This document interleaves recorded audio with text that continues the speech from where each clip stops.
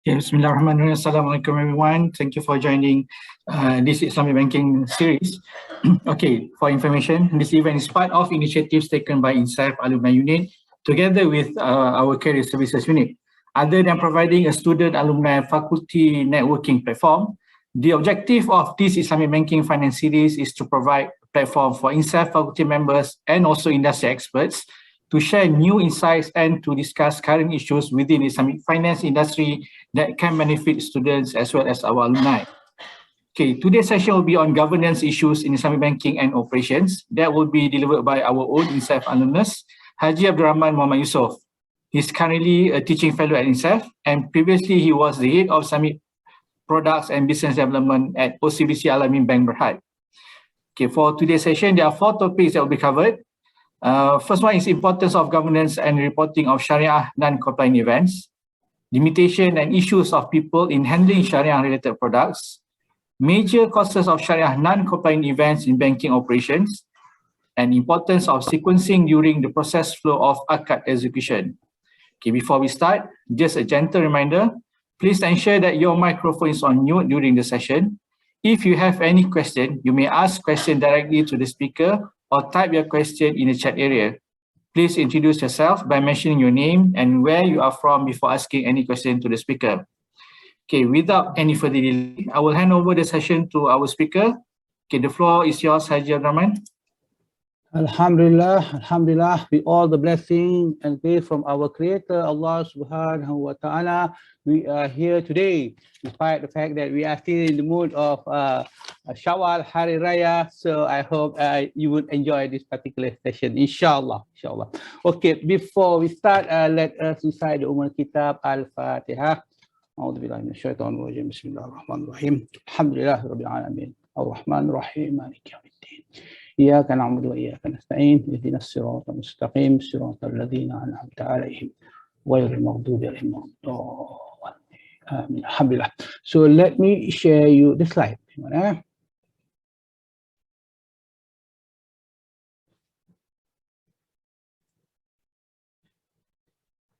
Okay, I think you got it already.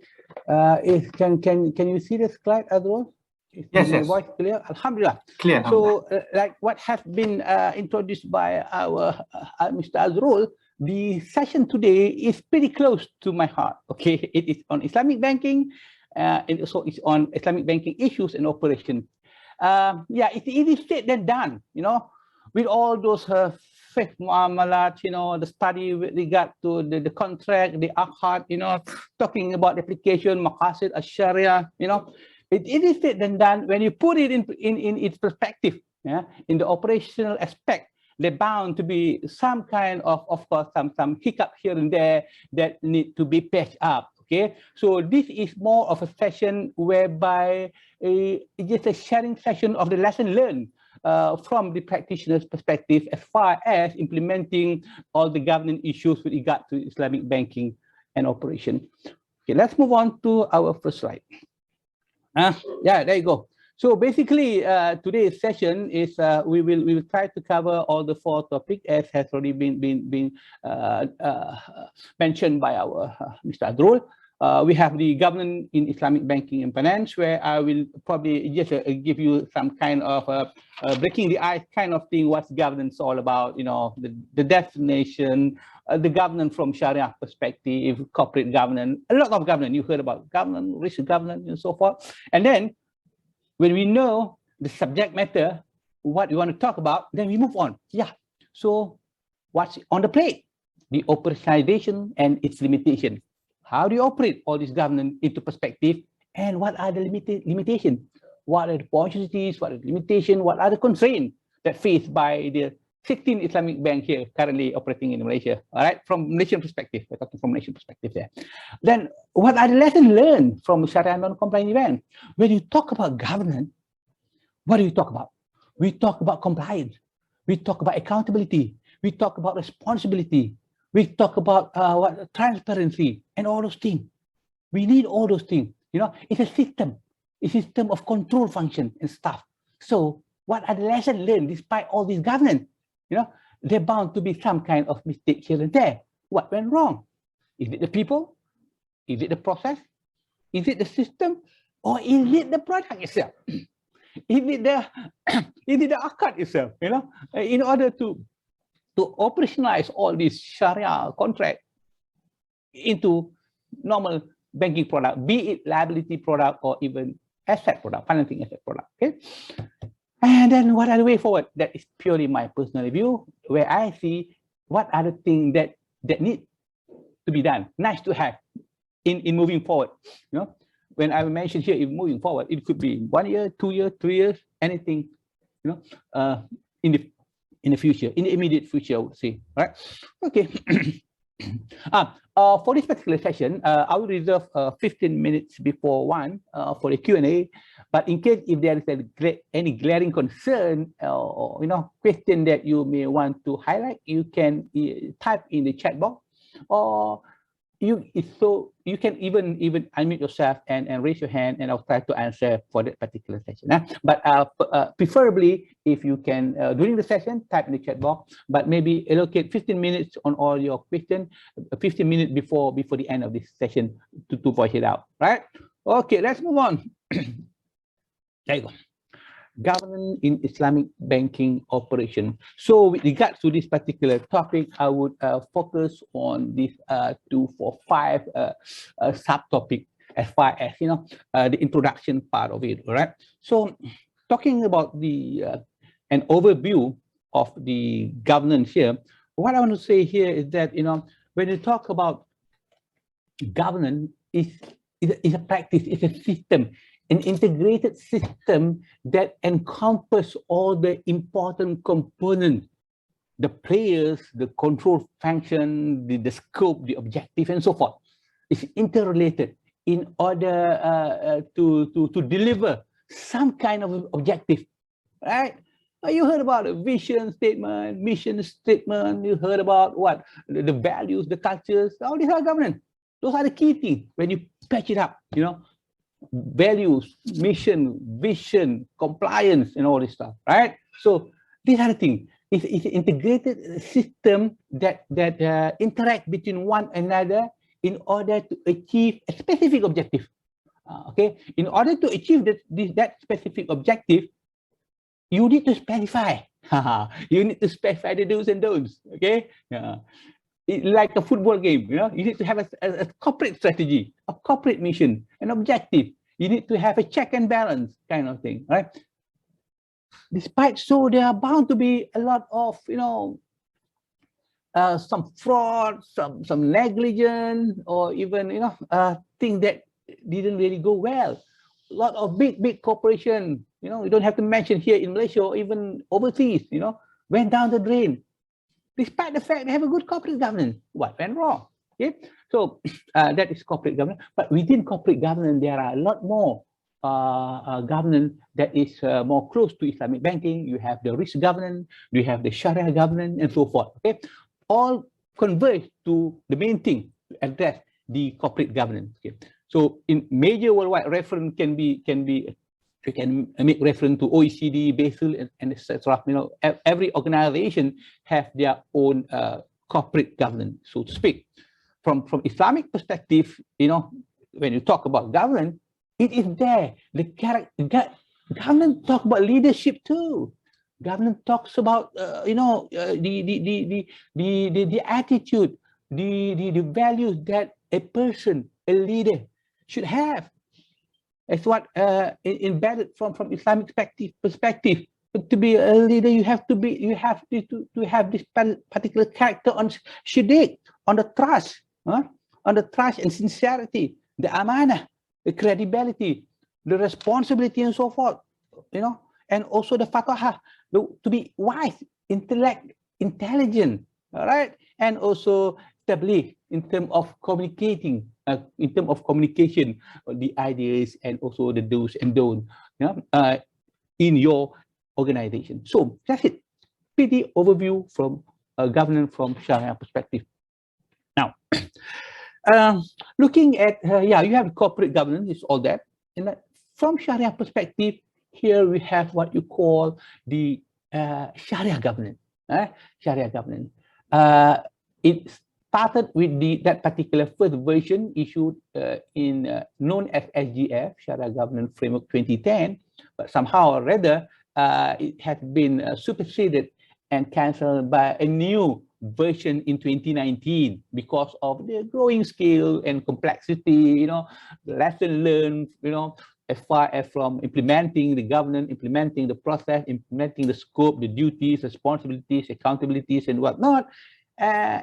In 2019, there's a new version of the SG Sharia governance that you can make a cross-reference to it, right? I would say the Sharia governance 2019 is much more simple, straightforward. It's not that rigid as compared to the 2010, which is more explicit enough, right? But somehow or other, yeah, this is what from the Islamic banking perspective is concerned. This is the reference, the Sharia governance that you got to comply. You go against it, a regulatory breach because the Sharia governance issued by the regulator, by Bank Negara. Okay. Other guidelines, of course, the PDs, policy document, and also you have the Act, the IFSA, Islamic Financial Services Act 2013. Yeah, Act is a law. Yeah, it's a law. So, but here the government is a policy. So, being the player, you need to comply. You need to comply with the Act. You need to comply with the governance. You need to comply with the best practices from AOF's perspective, from IFSB's perspective, and so forth, to be relevant. Not to be in isolation. Despite the fact that you breach AOF, you breach IFSB, you won't be what you call it. It's not a regulatory breach, but it's a benchmarking kind of thing. But if you breach anything that is stated espoused in the SGF, it is a regulatory breach, right? It's a big thing, right? Talking about breaching the policies. And also in the Sharia governance, the unique part about Sharia governance is focused on the oversight role of Sharia committee, the Sharia control function, and also to instill the Sharia compliant culture. That's the main thing. Corporate governance is one thing, but this is a subset of corporate governance where it addresses what are the roles of the Sharia committee and so forth of the respective bank. Okay. And of course, when you talk about Sharia governance from Sharia governance perspective, the players are who? The board. Okay, the board. The Sharia committee themselves, the senior management, and the control function. Yeah, there should be a clear line of responsibility, accountability, communication between the board, SC, senior management, the control function, and so forth. And the most important thing is the role to be accountable, and one thing, and the other thing to be transparent and to be independent.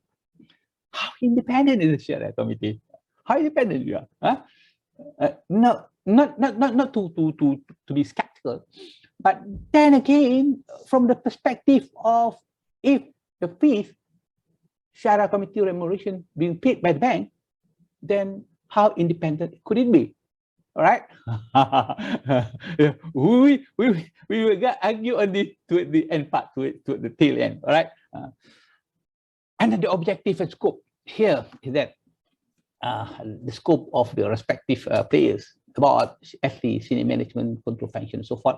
When you say oversight, accountabilities, when you oversight, it's to really to keep inside, not to oversee, to keep inside when you talk about strengthening oversight accountability. Because of course, at a higher post, being an independent board of directors and so forth, they could not have, what you call it, operational access with regard to issues pertaining to Sharia and whatnot. But somehow or other, any issues or any, non-compliant would have been elaborated at SC level first before it moved on to the board for endorsement. Board has no voting right, saying that if SC said it is halal, even if it's haram, it is haram, it is halal. There's no argument about getting the board consent. That is where independence comes in, right? But the endorsement here is that before whatever SC decision, it doesn't stop at the board. It has to go to the big brother, our big brother, the Sharia Advisory Council. Okay, so before it goes there, it has to be endorsed by the board. Whatever, be it product structure, be it some variation of the product structure. Look at the past years in 2020. All this moratorium kind of stuff, the rescheduling, the restructuring, and new rules came in, not to charge any profit and whatnot, despite the fact that the facility has been extended and the bank has to bear the cost. It still need to go to the board before it being endorsed by the Sharia Advisory Council. All right. And of course, the scope of Sharia governance is to reinforce the robustness of the internal control. This is important. Being the Sharia committee, hey, it's just like a board of directors, you're being fed. You're being fed. Whether you're being fed the right thing or misfed is a different question. So you need to have a strong and robust control function. Yeah. Because they are the one who understand the operation, understand accounting, understand IT, understand the system, understand Sharia. You need to see both sides, not only from the Sharia perspective, okay, from the accounting perspective, from the practical perspective, operation perspective, risk management perspective. You need to know both. We can't be jack of all trades, fair enough. And that's why, Alhamdulillah, from the Malaysian's perspective, we have a good platform. We have all the learning platform.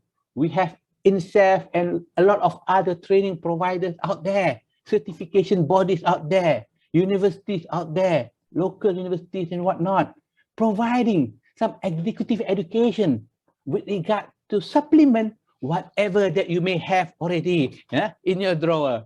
Could be in a conventional master or PhD in Sharia, PhD in Usul Fiqh, PhD in what you call it, studies of the Hadith and whatnot, or even risk management, accountant and whatnot.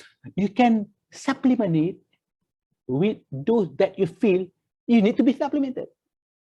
If I'm from the Sharia side, I'm a scholar in Sharia, I know Arabic, I understand Hadith, I'm a Tafiz and whatnot. I would like to supplement with regard to accounting, with regard to finance, with regard to risk management, with regard to banking product, before I can provide my resolution, my fatwa, whether halal, haram, batil, fasid, and whatnot, right? So you need to have that. And if you are from the accounting perspective, you are from the finance, risk management, and so forth, you need to supplement with some element of Sharia, basic fundamental of Sharia, fiqh muamalat, usul fiqh, and all those stuff.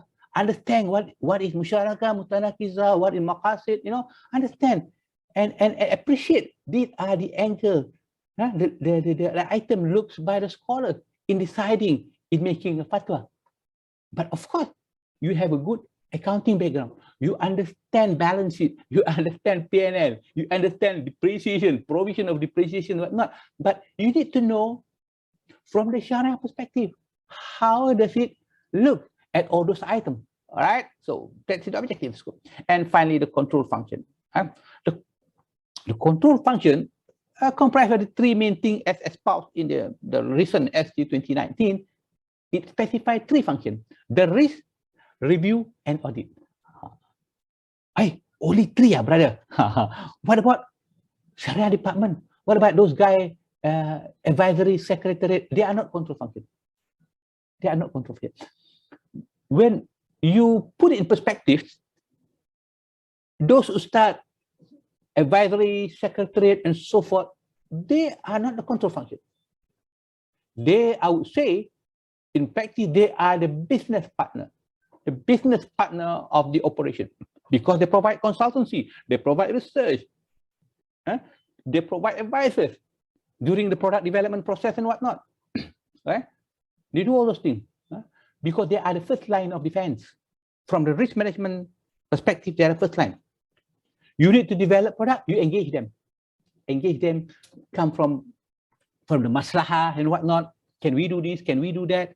What is the sources to back up our recommendation? From which verses in the Quran, from which across in the kitab, and so forth, right? So they work, they work together with the business in providing advice.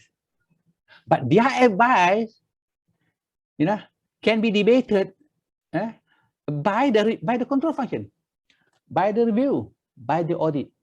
Okay, risk management, they have both sides of the camp. Even though from government perspective, they are the second line of defense, but they appear during the onset, during the preparation, during the innovation of the product and whatnot. Because risk, they look at the operational perspective. What could go wrong when we implement Tawaruk? What could go wrong if the sequencing akad was not followed? What could go wrong? Those are risk people. They didn't jump into to check whether this particular product is is haram, is batil because the akad is not met and whatnot. No, they are not specialized in that. Leave it to the specialized people in the review. In the review and compliance. From Malaysia perspective, yes, you have review compliance. But as what being practiced, I understand from the rest part of the world, review is not there. It's purely audit. Audit plays that role. But here, the government segregate between review and between audit. Review, you must have the Sharia, specialist there, who understands Sharia in and out. You must have that. It can be a composition of Sharia and non-Sharia, but Sharia is dominant there. Likewise for Sharia committee. Sharia committee, you can have a composition, but at least out of 5, 3 must be Sharia scholars. So in review, if you have 5 staff, at least 3 must be Sharia exposures, Sharia scholars, who have at least a degree in Sharia area, okay, to be called Sharia specialists. So, and they are the one who focus on whether the bank has, the activities is not in compliance, the akad is a defect and whatnot, right? Okay, they are the one, okay? They are the Sharia scholars. Okay. Audit, they focus on, not directly on the Sharia, because the Sharia has been, Sharia, you have the people there already, you have the Ustad there already, okay? But audit look at the keyword, internal control. How robust is your internal control? Sharia non-compliant, what went wrong? Is it people? Then you have to give training. Is it process? Then you have to have some kind of a checklist, some kind of a template and whatnot, or maybe the SOP, process and control must be intact. There must be a some kind of a reference book or whatever that you can carry along when you practice Islamic banking. So audit is looking on how robust is the internal control. All right. Why the akad become batil? What went wrong? What was the checklist? Is there any trigger point? Okay. There are expertise in that particular control. All right. But Sharia, let's argue on that. But in reality, sometimes there's kind of overlapping here and there, There kind to be argument between the review and the audit during Sharia committee meeting and whatnot. So still, the focus is on the review, because review from government perspective here in Malaysia, because they are scholars, because they are Sharia expert, Sharia specialists, they report direct. They report direct to the Sharia committee. Audit, they don't report direct. Dotted line to the Sharia audit, but they report direct to their respective committee. Audit report, a bold line reporting to board audit committee, BAC, and risk management, they don't report direct to Sharia committee, dotted to Sharia committee, but bold line reporting to their respective audit. Their respective audit is the board risk committee. So you can see from that perspective, so the onus is what? It's on whom? To be the gatekeeper, the policeman, the Sharia review and compliance. They are the second line of defense. Sharia risk is second line of defense. The third line of defense is the audit, right? So audit are professionals. They are auditors.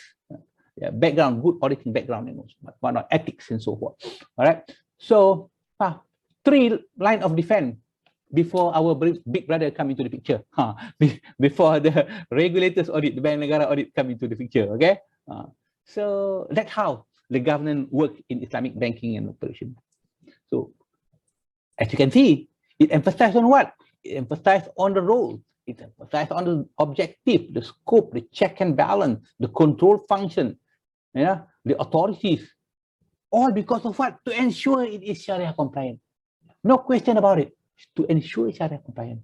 Because a bank, being a financial intermediary, is the obligation. They are the intermediaries who provide, banking facilities to both sides of the economy. The deficit sector who need financing, and the surplus sector who have some kind of extra amount to be kept in the bank. So it has to be Sharia compliant, both sides. The depositors, whether you give wadi'ah or whether you give card or whatever, right? Whether it is an investment account holder by way of mudarabah, it has to be the return to them has to be purified, free from any element of Sharia non-compliant. That's the first obligation. In order to ensure that they get the purified return, the activities of the bank with the deficit sector, be it individual, be it commercial, be it corporate, be it government-linked companies, or even bankers, have to be Sharia compliant. Right? So they match it out. What the bank earn is, of course, the margin, being the provider of the financing and also the provider for deposit facilities and whatnot. So that is the governance. It's very, very important. Corporate governance is important because to ensure the smooth flow of the operation. And what more, this is banking. It's the people's money. It is the trust. It is the benchmark of any economic index and so forth, right? The banking sector. How often do you hear banking sector here in Malaysia go down the drain? Even though if it goes down the drain, it will be bailed out to ensure that the level of confidence is there. Despite the fact in 1997, the crisis, what went wrong? Is it governance? So all those things are lessons learned that need to be taken care and understand. What went wrong during the 1997 crisis? Governance is good, intact. Sometimes it's due to unforeseen circumstances, external events, like the Asian crisis those days. It's because of the foreign exchange exposure, overexposed on foreign exchange and whatnot, and somehow the ringgit, not really ringgit, the entire Asian countries, the yen, the Thai baht, the Indonesian rupiah all went down the drain. There is what you call it as a viral effect. All right, but alhamdulillah, gone already. We are, despite the fact with all those draconian acts, so to speak, in controlling the exchange, whereby the ringgit is pegged against the dollar at 380 and whatnot. Why didn't they do it now? Okay, those are the things that need to be looked into. What happened those days? All right, and the fact that right now we may just be seeing the tip of an iceberg. Okay, the COVID-19 impact is still not really seen yet. It's not really seen yet. It's not the end yet. It started somewhere after Christmas in 2019 in Wuhan, China, and then it has infected the entire world, and Malaysia was not left. We were suffering too, from March 2020 until now. Although it has been afflicted a bit, but somehow already, people used to live with it. We are still not sure. A lot of the exposure was delayed, rescheduling, 6 months rescheduling, twice rescheduling, and then restructuring, the moratorium stuff kind of thing, right? So it's a delaying process, to ensure sustainability of the repayment and so forth. It's been delayed. But there will come a time whereby the borrower or the customer need to make good their installment. I believe the second moratorium should be ended already in March somehow. Those who took the second moratorium, another 6 months and whatnot, they should already ended in March. April, May, they have to start paying already. If they don't restructure, they should have started paying already, the commitment. And what about if they're still out of job? What about if their business is still not there yet, still running in 50% capacity? So can they meet the installment? Yet to be seen, right? And now, of course, as you can see, price went up. Price went up. Anything, oil and gas, food, or whatever. So it's at the rising trend right now. So, oh my God. So let's pray. Things won't get bad as what being faced in some other country out there. Right? Okay, let's move on. Operationalizations and its limitations. Now, when we talk about governance, we talk about compliance, right? When we talk about compliance, what causes non-compliant? So what is non-compliant? From Islamic perspective, the non-compliant is the Sharia non-compliant event. In its abbreviation, widely known here in Malaysia, is SNCE, Sharia non-compliant event. What causes SNCE? That's right. You have to have a good Sharia governance. You have to good law. You have to good policy document and whatnot, the do's and don'ts, so that you would only operate within the parameter allowed by Sharia. To make it simpler, briefly, Sharia non-compliant event only 3 things. One is that you didn't comply to your own Sharia committee, or you don't comply to Sharia policy that being issued by SAC, Sharia Advisory Council. Here in Malaysia, you have the big brother, the main one, which is the Sharia Advisory Council, SAC, in Bank Negara there.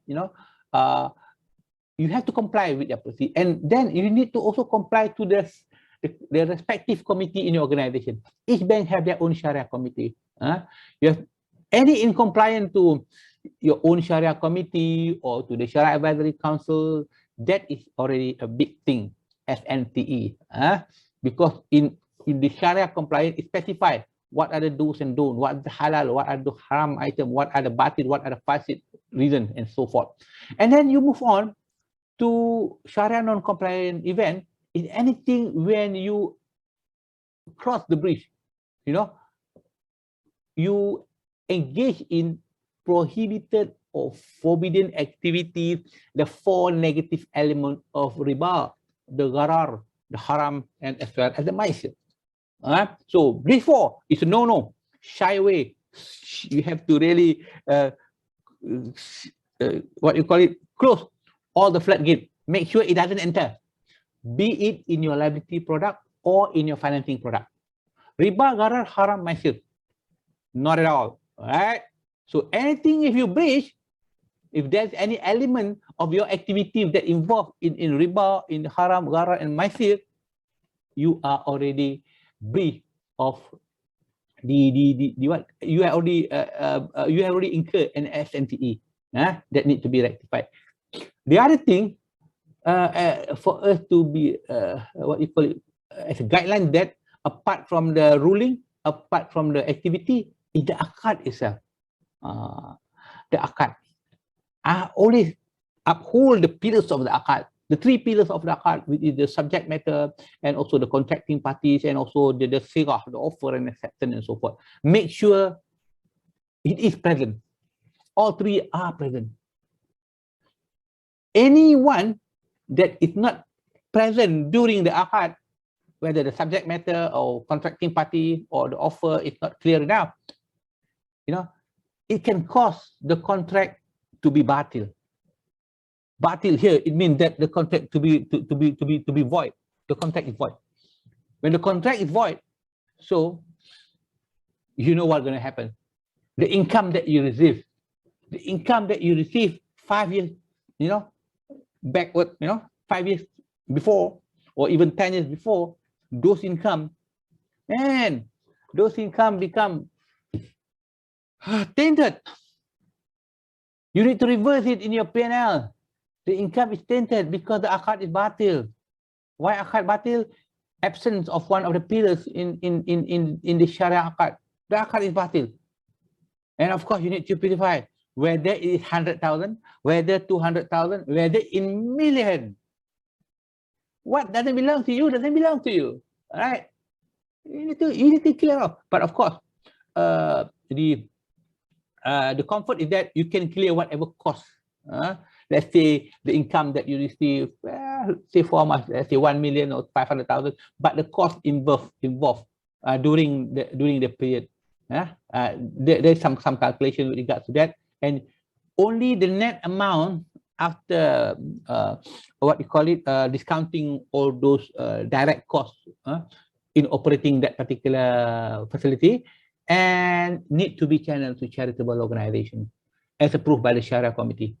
It could be the orphanage, it could be the society of the blind, it could be for setting up of tahfiz school, mosque, or even non-Islamic related, that but still for the maslahah. For the maslahah, it's not for Muslim alone.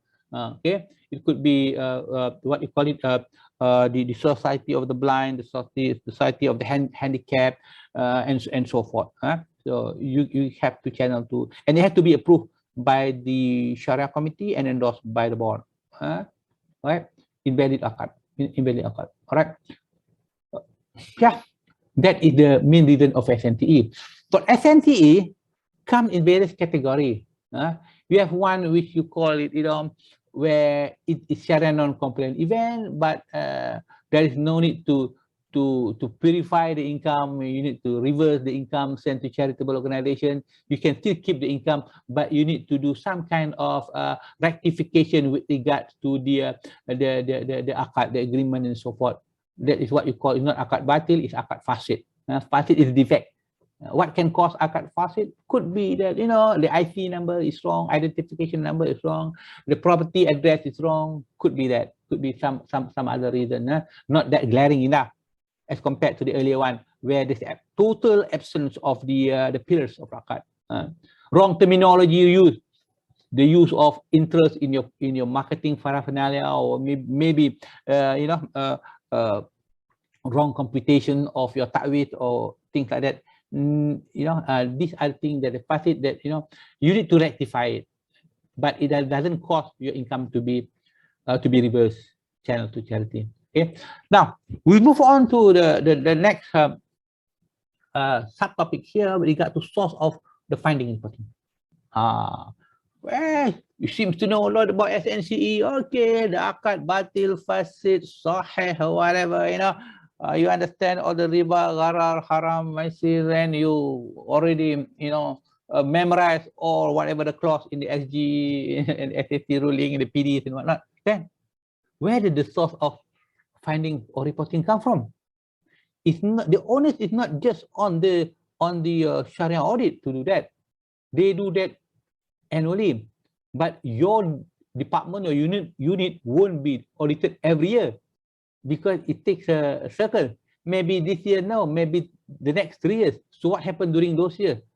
So who is going to find, who is going to identify the sources, the wrongdoing and so forth? So there are various sources that can be originated. One is from the business unit itself, via self-help check, so to speak. The business unit, in practicing the, what you call it, good governance and so forth, they do some kind of health check.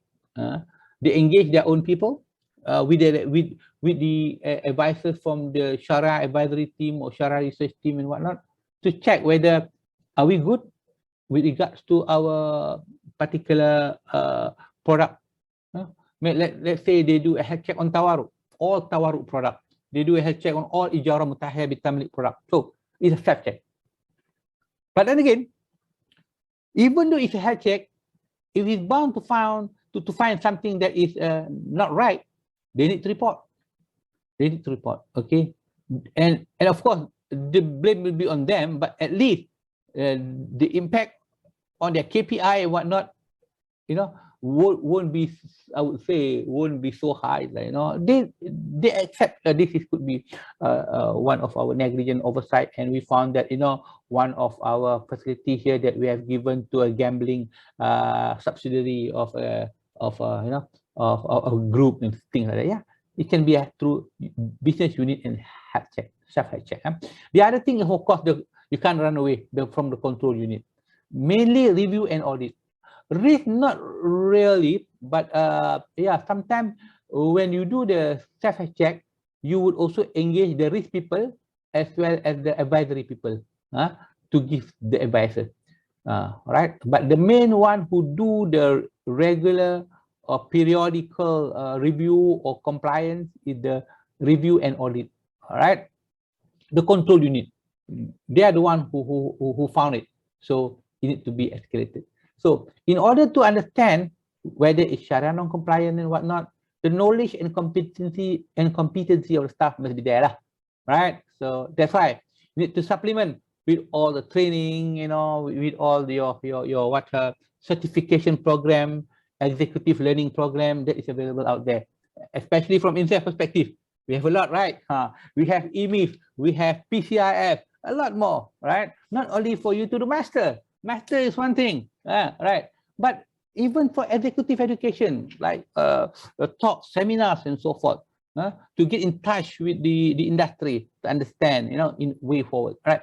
And then with all these sources and finding, there bound to be conflicting views among Sharia officers, the Sharia committee, the management and board, right? There are some times whereby the decision made by the Sharia committee it doesn't seem to be in tandem with what the industry practice. It can happen that way, but somehow or other, the board has the right to say, hey, what went wrong, Rahman? What went wrong? Why is that we can't do that? Why CIMB can? Why MA Bank can? So you must have a good, what you call it, defense.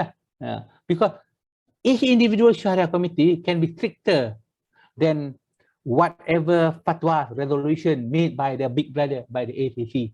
If SAC say that thing is harus, the SC can say it's haram. No problem, right?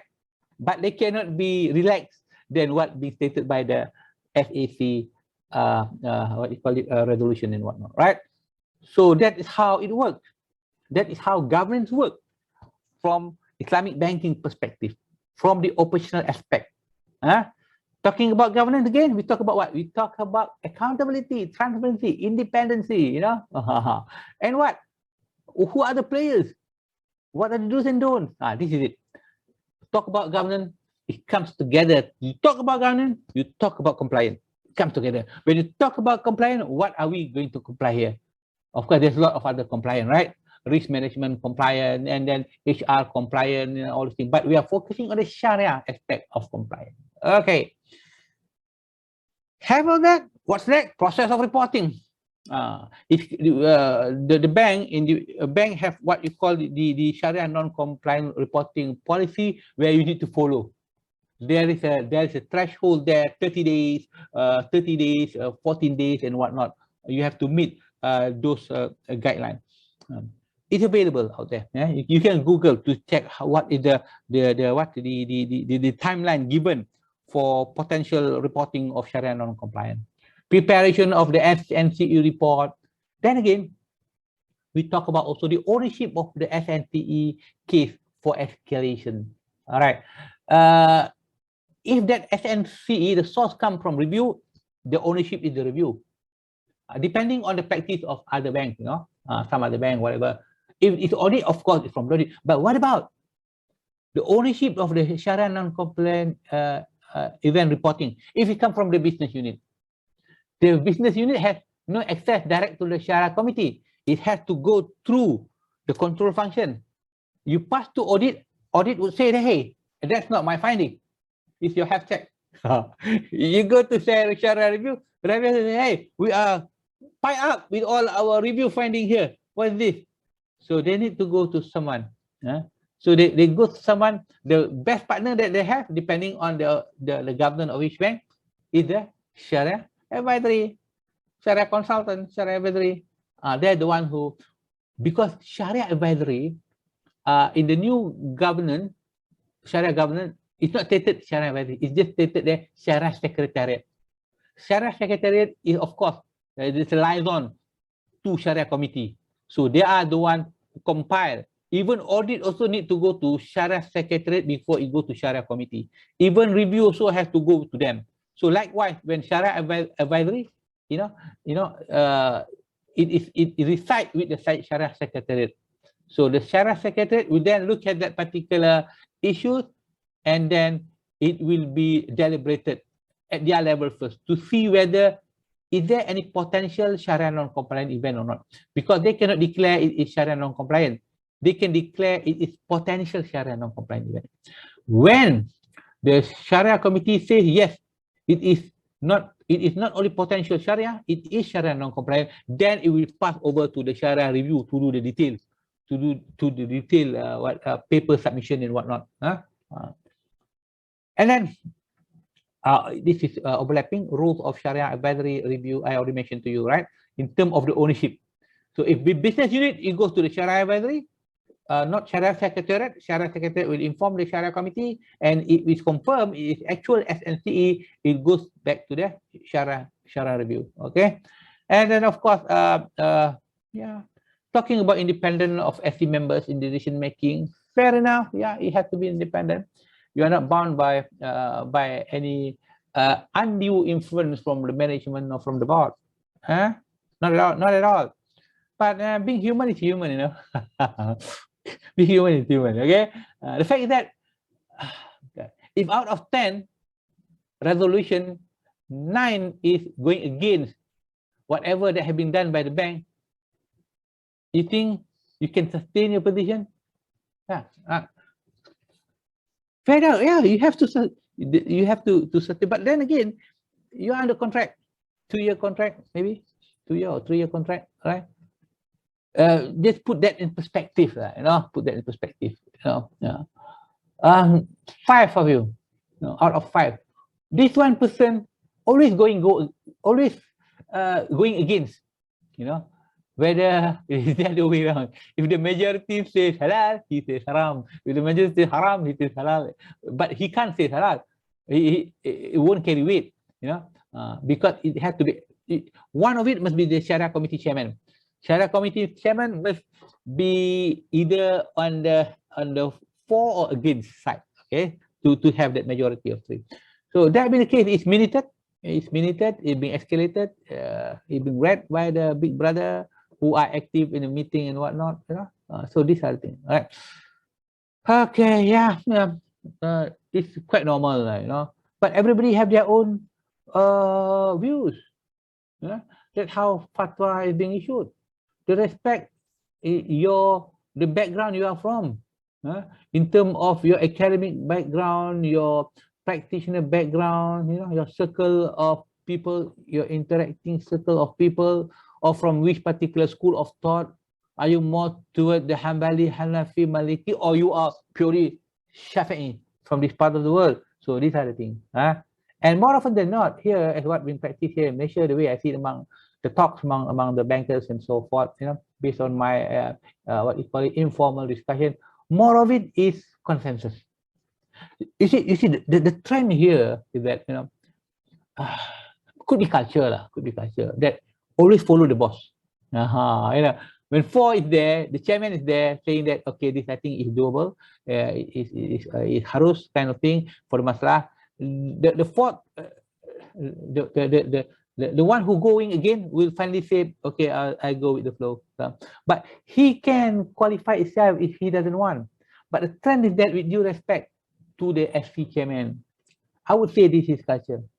Not in other parts of the world, even in MENA countries, in Middle East and whatnot. You know, if I'm going again, I go again, but still go. You know, but I have my reservation. My reservation that this is not supposed to be done. But the 4 said, okay, go ahead. I will still be in the group, right? So, but I have my vote. Here is that even though I go again, when the end part of it when it is minuted, consensus. What is it? Follower. Okay. So I would say it's more of the Malay culture. Right? Okay, let's move on. what are the common findings? So you know already here the SNTE, you know, and what are the common findings of SNTE? Whose fault is it? Huh? What are all those common findings and whose fault? And what actually went wrong? Okay, what actually went wrong? So these are the things that need to be addressed, you know, in terms of in ensuring that the common finding of NCE is being addressed. Whose fault? Wrong terminology stated in the marketing brochures, interest, repayment, loan, quite common.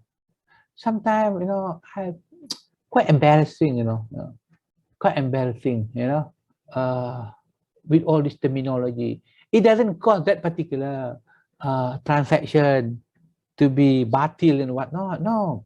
But it's a mis-selling kind of thing. It's a misconception. Reputational risk is at stake if you use the wrong terminology.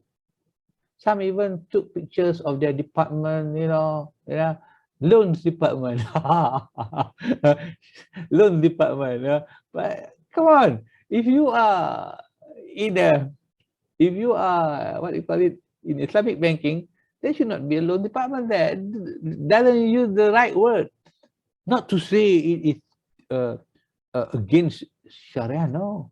There is such thing as loan in Sharia, but no riba, interest-free loan, Qard Hasan, fair enough. But how often do we give Qard Hasan? I come to that later. How often do we give Qard Hasan?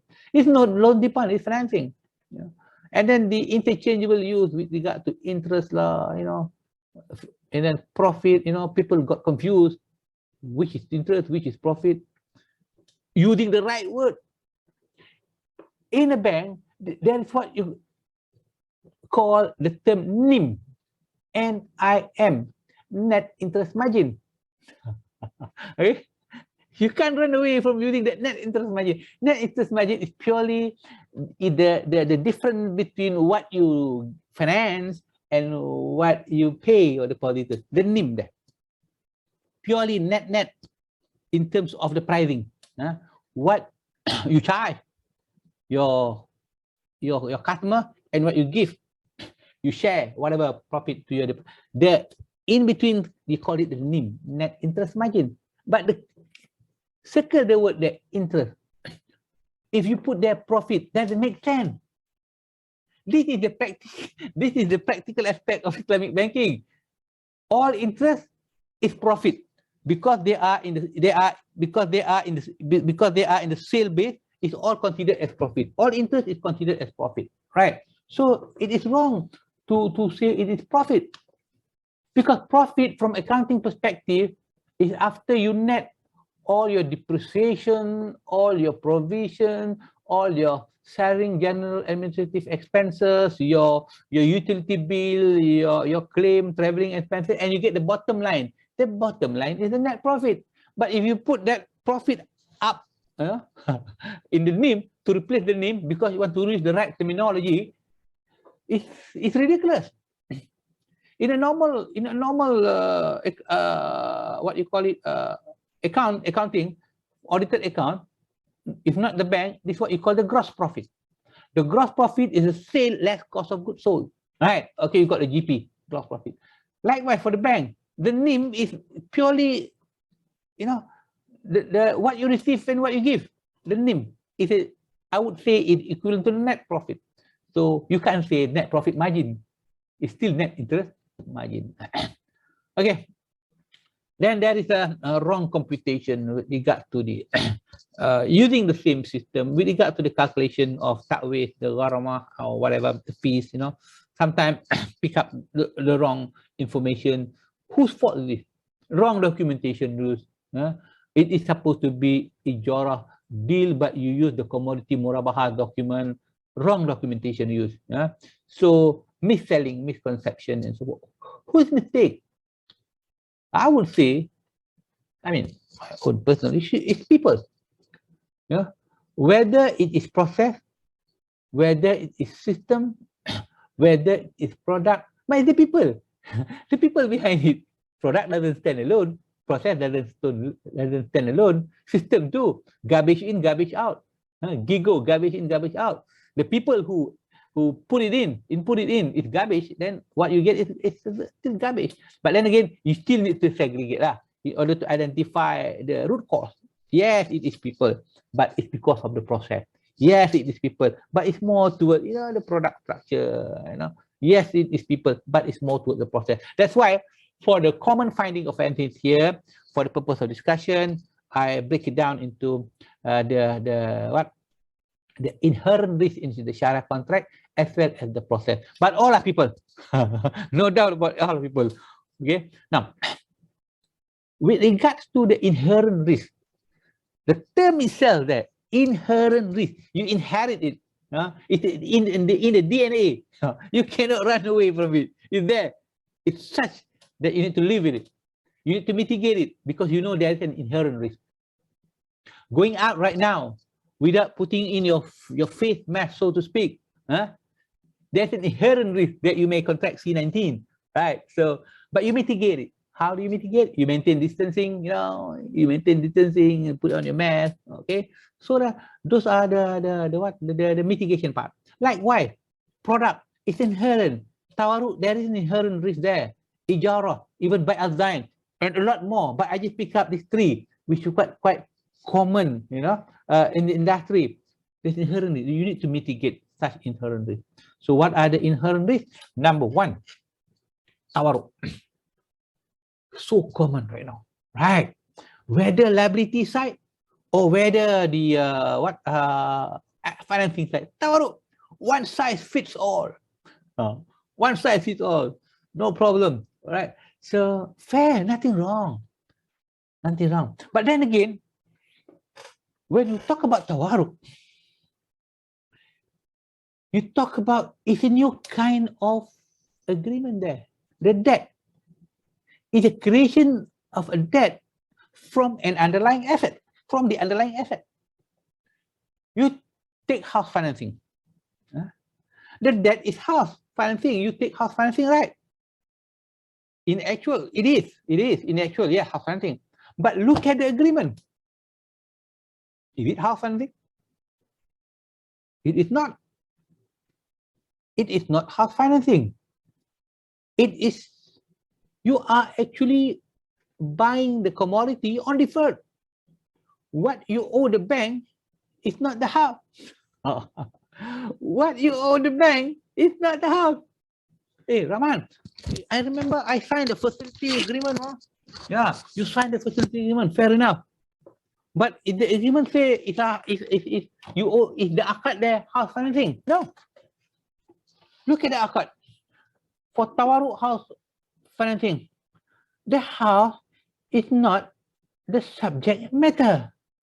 The subject matter, when you put tawaruk, is the CPO, is the metal, is the resin, or whatever commodity. Could be airtime here as what practice here in Malaysia.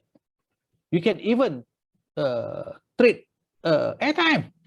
Nothing wrong.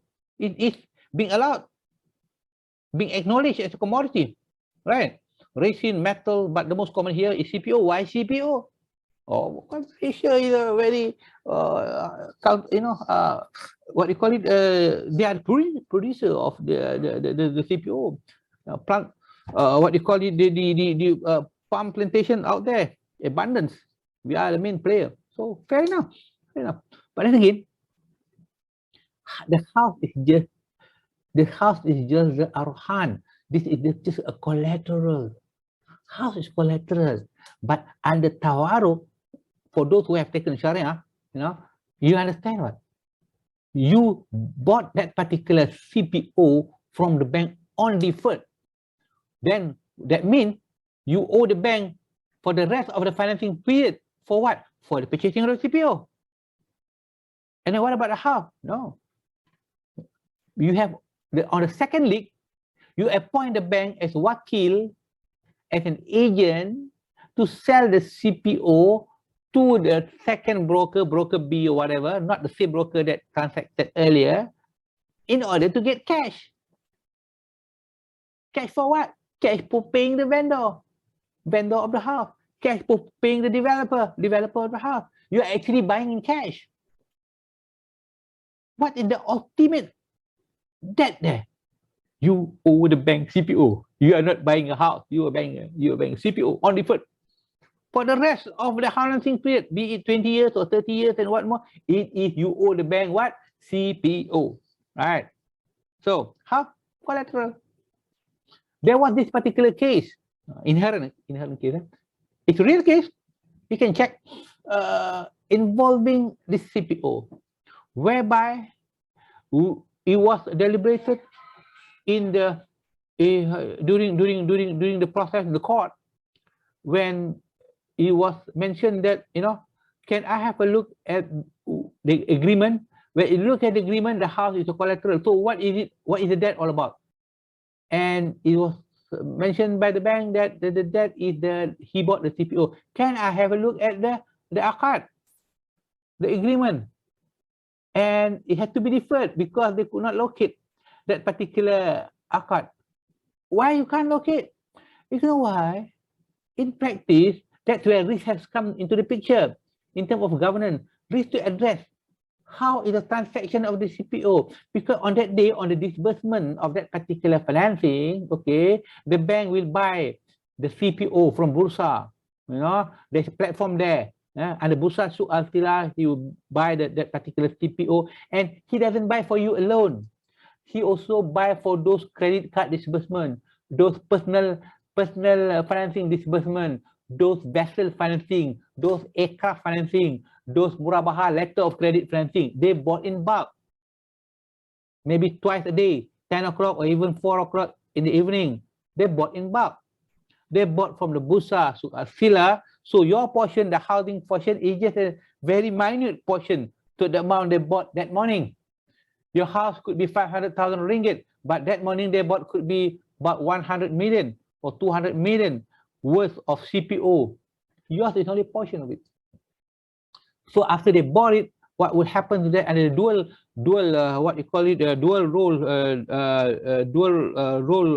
dual tower concept, that, you know, after they bought it, they sell to you, but they don't disturb you, because you have signed the letter of you have signed the facility agreement, you have already appointed them as a wakil to act on your behalf.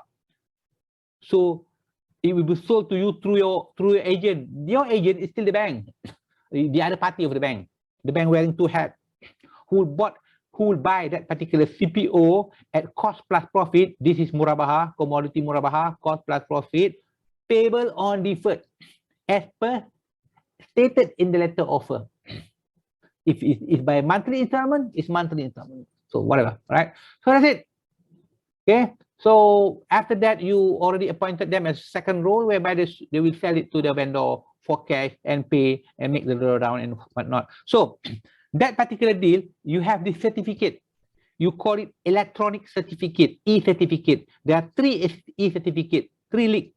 First certificate, second certificate, third certificate. First certificate is the contract between the bank and the Bursa. Second certificate is the contract between you and the bank, where you bought it on deferred. This second contract is the most important one. The third contract is that there is a contract between the bank and the between you and also the second broker, because you already appointed the bank to sell it and to get your money to pay the vendor. Okay, there are three certificates. The second certificate is the most important thing, whereby the second certificate denotes the akad, denotes the liability on your part. But your liability is not 200 million, but the certificate stated is 200 million. But there is an appendix list to that 200 million. You have credit card, you have vessel financing, aircraft financing, letter of credit, but yours could be one of them. And that particular certificate will be within those who do trading, depending on whether it is treasury or middle office or back office or whatever, or commodity procurement unit and what. It all depends. So it will be kept by them. So it will not be together with all other security documents that the bank normally seal and put it in a strong room. What are the other documents? Your charge document, your letter of offer and whatnot. In the security envelope, you need to open that. You need 2% to verify before you can open the security envelope, and you have to book the strong room to open and get it out. But what about the certificate? If the court asks for that certificate, can you present it in 20 years down the road, 10 years down the road? Yeah, these are things that the setback line in operationalizing tawarruk. Okay. It's a contractual asset as collateral only, concentration risk, safekeeping of its. Yeah, I already addressed all this. Yeah, that is purely on tawarruk part. And then move on to the ijara. Ijara, musyarakah, mutanakisa, the hybrid part and whatnot.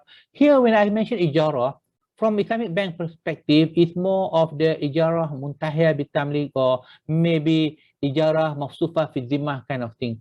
It is whereby it is a lease ending with ownership. I'm not talking about pure leasing off balance sheet kind of thing, that kind of ijara, pure ijara. No, it is the hybrid kind of ijara.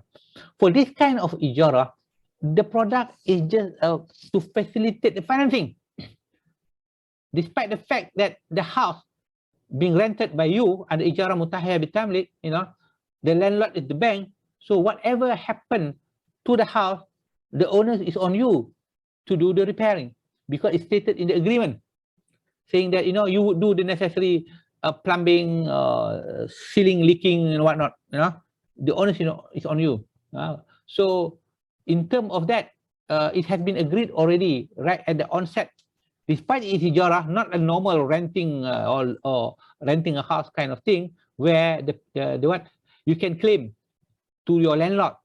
You can pay first and claim to your landlord. But here, no. All right? Because it is allowable.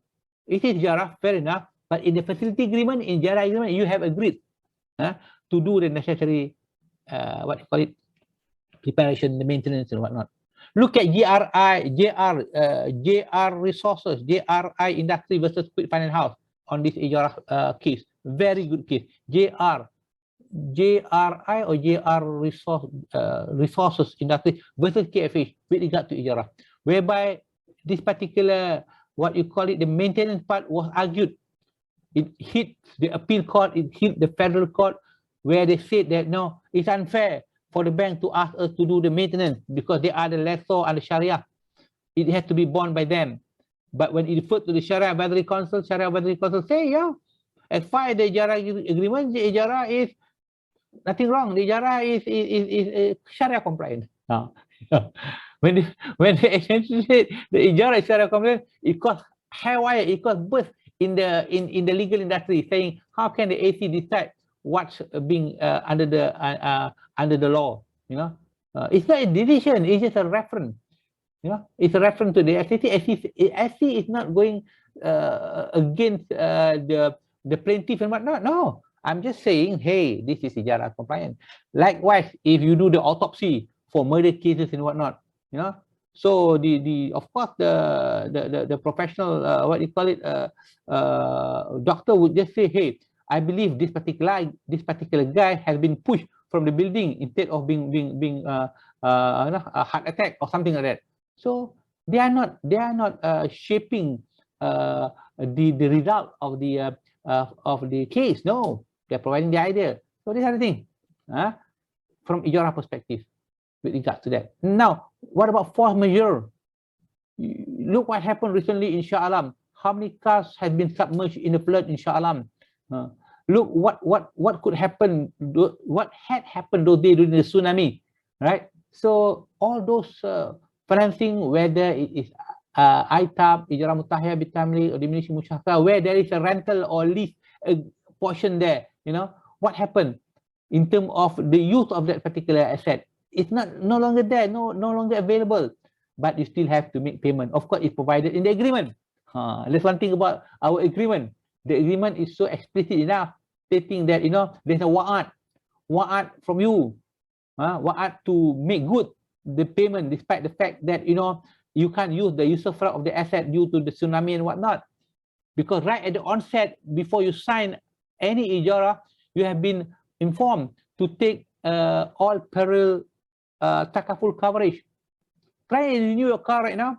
They will ask you, sir, would you like to take flat coverage? So it's a different premium.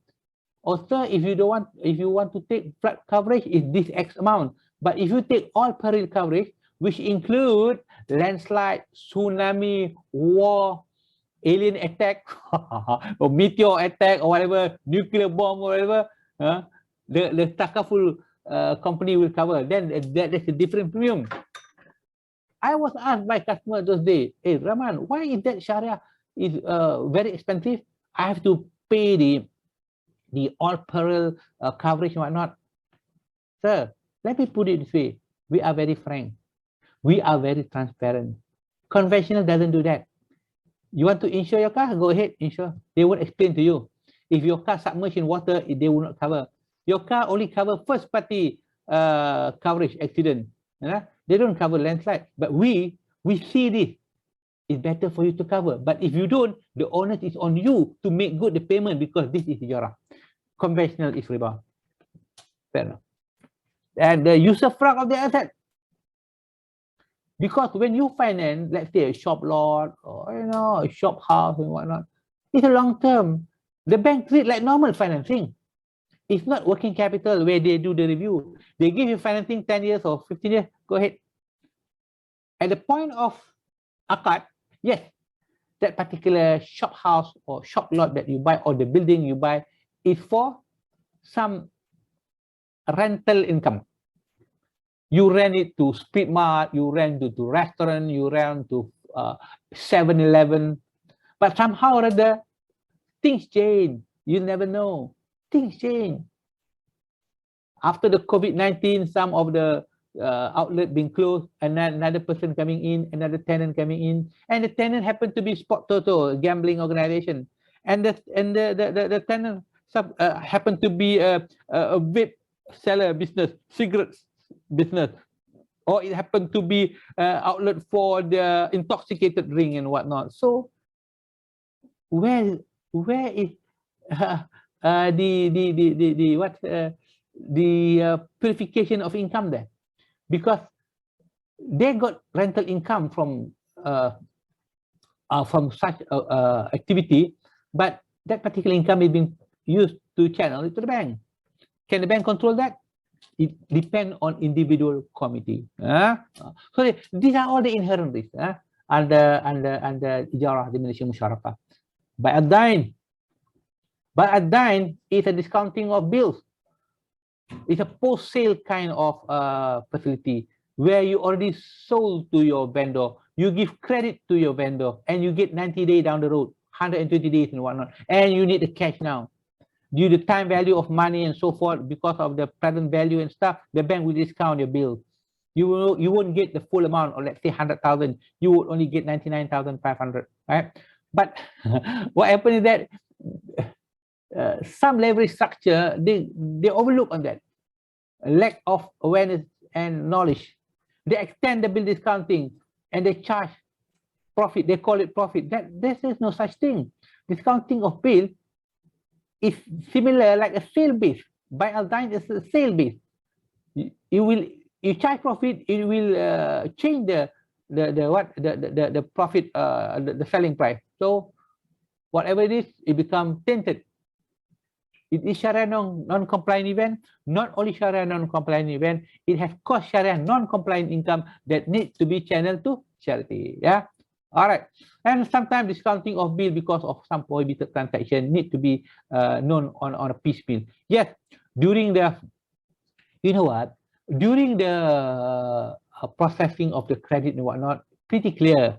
You take the M&A, Memorandum and Article of Association, you visit the customer, oh fine, good, nice place, good business, halal business and whatnot. But when they submit the bill on a piecemeal basis, or on a regular basis throughout the financing period, sometimes, overlook. Along the way, they may use that particular bill to purchase something which is illegal, which is non-Sharia compliant, I would say. So you've been discounted at the branch. So these are the things sometimes is overlooked. When you put into perspective the operation part, it's tough because credit department, the right relationship manager, he has done his part. And when it's being delivered, it got nothing to do with the credit.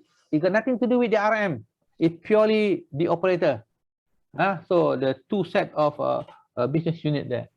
And other SNCE that you can see here. Do I have somebody want to say something? I see some. Is there in the chat box? No. Okay, never mind. So there is what you call it other process, wrong sequencing, akad sequencing. it has to follow certain sequence. Before you sell, you have to own that particular asset. In the e-certificate, before you sell to the customer, you have to own that particular asset. You have to own the commodity. What is that document that saying that you own that particular property? Is the e-certificate one, of which you bought the asset from Bursa. You are the owner. The Bursa become the seller. So when you own, then only you can sell to your customer on the spot. So non-execution of commodity trading sometimes is overlooked. During the process of revolving financing, you overlook with regard to the execution of commodities. It was not done, and you still charge profit. That profit is tainted if you don't do any commodity trading. Sometimes it's over trading, sometimes it's short trading or under trading. So if it's over, it's okay. But it costs the customer more, right? But if short trading, so the gap there, the shortfall there, it is riba. Because it's not under sale. So what is it? It's not under sale, it's riba. So these are the things that, that need to be addressed from operational perspective. Extension of overdue bill with penalty charges. Sometimes they overlook. They charge, they provide rescheduling and whatnot, but they charge. But they charge, it is on sale base. When you charge, it exceeds the selling price. There you go. Again, ta'wid amount received exceed actual expenses.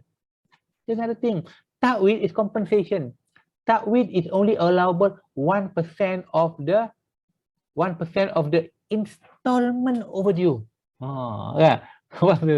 But even the 1% of the installment overdue, let's say your installment for this month is 1,000. 1% is how much? 10% is 100. 1% is 10 ringgit only. You don't pay this month, 10 ringgit only the charges. You don't pay second month, another 10 ringgit. Third month, another 10 ringgit. 30 ringgit.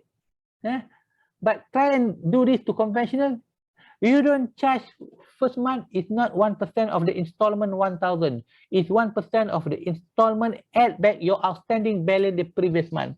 Just imagine huge differences, right? But then again, despite that 1%, there are times whereby at the end of the year, the ta'wid that you receive after you collect 1%, 1%, especially this during the rescheduling, during those under program, you cannot charge anything. All right. So assuming at the end of the year your ta'wid received, when you compare with the actual what is the ta'wid exceed the actual expenses, because your actual expenses are all those related to the collection, related to the legal. When you check your ta'wid received is more than the actual expenses in supervising this particular what you call it problematic account. So there's extra there already. You need to channel to charity because you charge more than 1%. In actual fact, you should not channel to charity. You should give back to the customer. But how can you identify the customer? It's difficult. How many hundreds of thousands of accounts that you have charged more in order to locate, or this person, you just remember 10 ringgit, isn't it, for 1,000? If you have 1,000 accounts, 10 ringgit, you have to identify which customer to refund and all this thing, right? And it may cause moral hazard to customer. Wow, even 10 ringgit charges the refund, so I might as well give priority to my other loans rather than my financing. So because of the moral hazard, depend on your individual Sharia committee whether you still want to refund to the customer. Because it's not practical to refund to the customer, it's channeled to charity. All right. And then there are times whereby income received from referral fees from conventional insurance. What happens is that, some of the customer, they have their own insurance agency. Maybe their niece working there, their nephew working there. So they will receive the certain commission will be waived by them, or they want to give income to their niece, to their nephew who provide that particular coverage. But it's conventional. When it's conventional, the bank doesn't want anything, right? Because it's Islamic. But then again, the bank will be given that particular referral charges. Even though you refuse, you will receive that. You cannot run away. Because for conventional, if the bank make the reference, let's say for today, for 100,000, for 100 cases submit to the conventional. Now, because that is what customer want. You cannot say no because you are not financing the premium. If you financing the premium, it is in your facility, then you can say no. But here, the customer wants to take, if the customer wants to drink beer, you can't stop them. If the relationship between them and God, the relationship between you and the customer is just providing financing. And after provide financing, Rahman, I want to take with conventional, it's much cheaper. You can't stop, but you get the referral fee. It doesn't look good because with that income, you have to report in your audited account. Your audited account will mention there throughout the year for the fiscal year, the bank has incurred how much, what you call it, Sharia non-compliant income from referral fee. This is it. So these are the things that the bank has to bear. It's not Sharia non-compliant income because of their negligence. It's because of their obliged. They have to accept that. And what about income received from conventional nostro account? What happened is that every bank has nostro account with Citibank, with Mizuho Bank, with whichever conventional bank out there, global players out there. They have maintained certain amount there. Why you need that amount? In order to make payment for your international letter of credit or whatever payment, interbank payment, reimbursement payment and whatnot. There are, most of the time, your account balance will be in surplus. Not much. Have to be in surplus to be ready to be debited, right? And those surplus accounts carry fees that you would receive. So most of your nostro account is Sharia non-compliant. You cannot open a Sharia because those are conventional banks. Example, Mizuho Bank, example, BNP Paribas, example, I'm telling you, could be. Unless if those banks provide some kind of Sharia compliance, what you call it, wadi'ah, whatever, right? So you receive income. You still have to take that income, but it's Sharia non-compliant and you give to charitable organization. So these are the common findings of NSNC. It's more related to inherent risk with regard to inherent process, inherent contract, and some other reason because of the people and whatnot. Okay, lesson learned from FMCE. Okay, I have already mentioned to you. So because of all those findings, I categorize them into 4 buckets: the people, the process, the system, and the product. Okay, the people here. Yeah, what could be the reason if that thing happened? Lack of awareness, Rahman. Sometimes it's not lack of awareness, they aware, but attitude problem because of the multitasking. So in more often than not, the marketers are shared services, shared between the parent bank.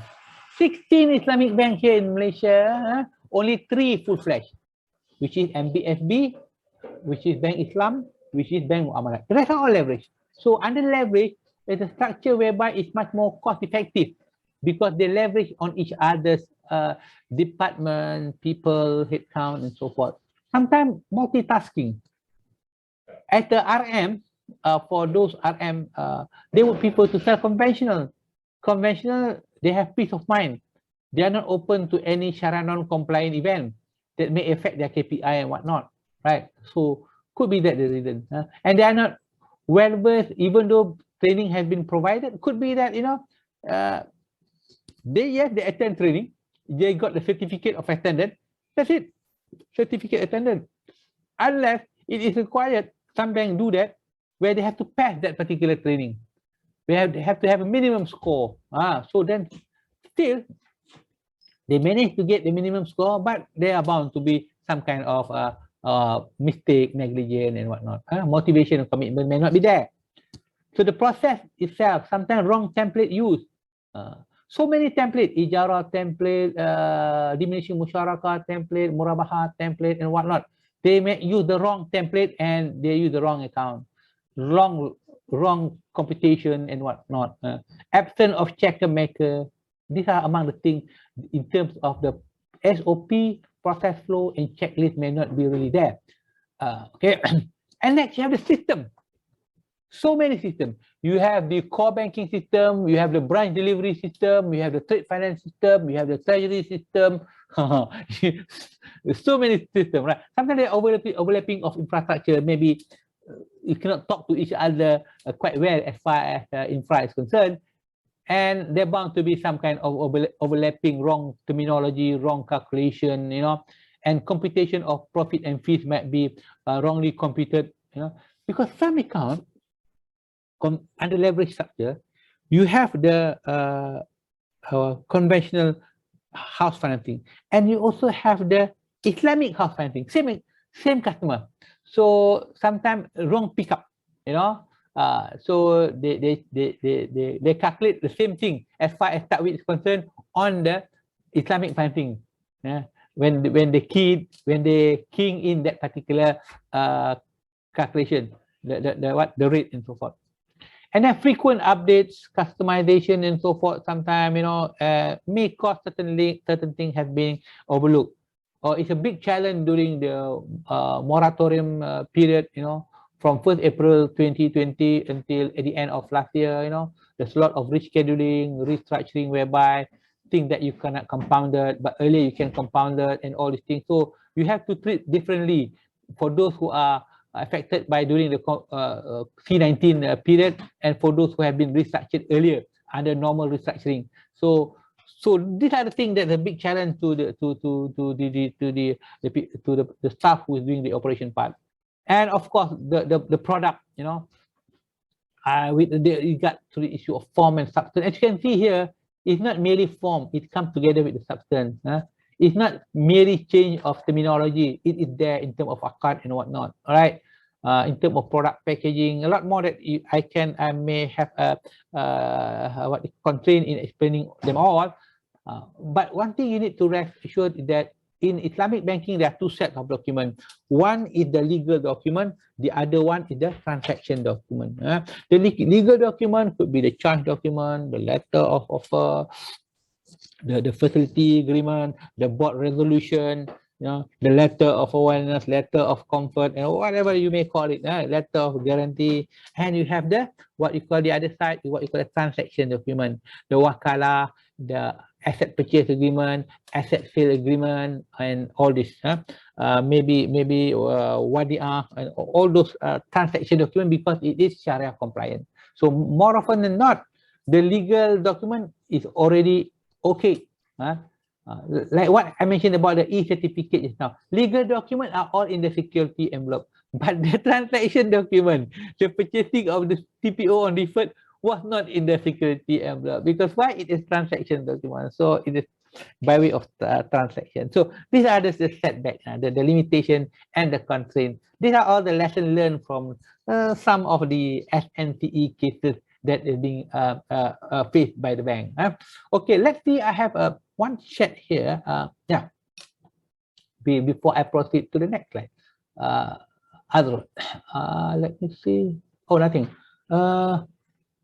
Oh, you have that feedback. You can type in the stated here the feedback. Okay, nothing much. It's not a question. Let's move on to the next slide. Now, this is the rectification plan and recommendation. Okay.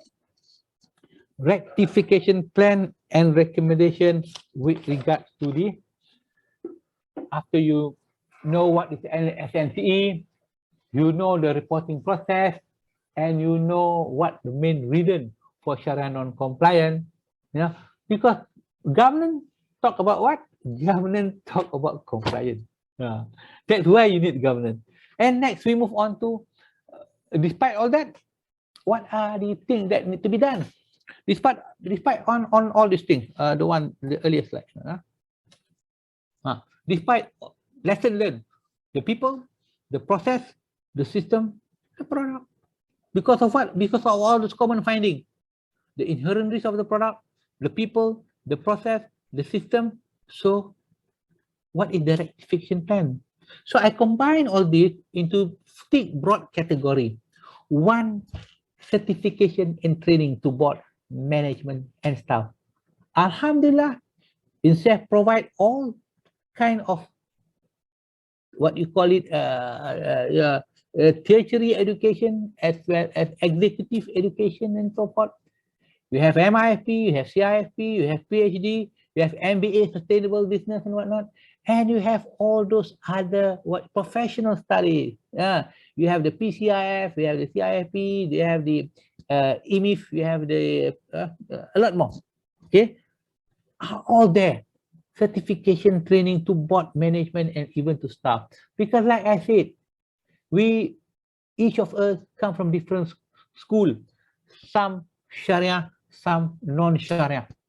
Sharia, you have the usul fiqh, comparative study, study of the hadith, whatever, Arabic, Sharia law, and some are purely non-Sharia, coming from the professional. You are the lawyer, legal background, risk management background, actuarial background, financing background, banking background.